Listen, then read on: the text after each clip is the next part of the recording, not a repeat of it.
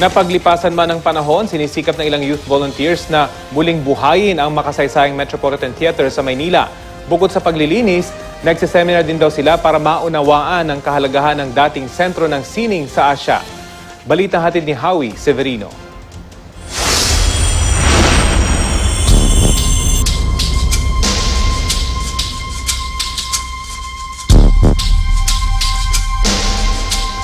Marumi, tadtad ng bandalismo at pinaglipasan na ng panahon ang Manila Metropolitan Theater o ang MET.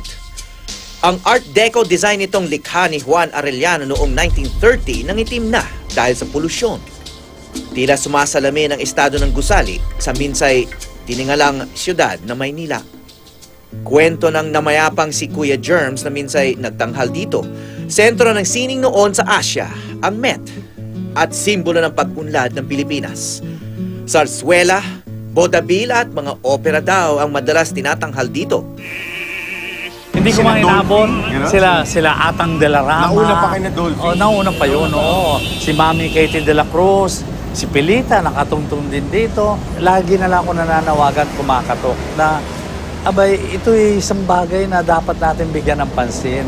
Hindi naman komo ito'y isang teatro lamang. Matagal ang daan tungo sa pagbuhay sa MET at hindi na ito nasilayan pang muli ni Kuya Germs. Matagal nakatiwangwang ang MET dahil walang ahensyang direktang humahawak dito para maisaayos. Nag-agawa ng National Commission on Culture and the Arts o NCCA at ang lokal na pamahalaan ng Maynila sa pagbili nito mula sa GSIS o Government Service Insurance System. Plano noon ni Manila Mayor Joseph Estrada na gawin itong Institute of Performing Arts ng Universidad de Manila. Pero dahil heritage site ang MET, may kapangyarihan ng NCCA na harangin ang planong ito. Noong nakaraang taon lamang ito nabili ng NCCA sa halagang 270 million pesos. Saka lamang umusad ang mga hakbang para sa pagsasaayos nito. Ang mga nangunguna naman sa restoration ng makabagong henerasyon na hindi kinagisnan ang MET. Nagtawag ang NCCA sa social media para sa mga volunteers para isagawa ng programang Metamorphosis. Ibang-iba siya, so lahat dito dapat libre at accessible sa public. 9 milyong piso ang inilaan ng gobyerno para sa rehabilitasyon. Pero hindi tulad noon, magiging teatro ito ng masa at hindi na ng iilang mayayaman.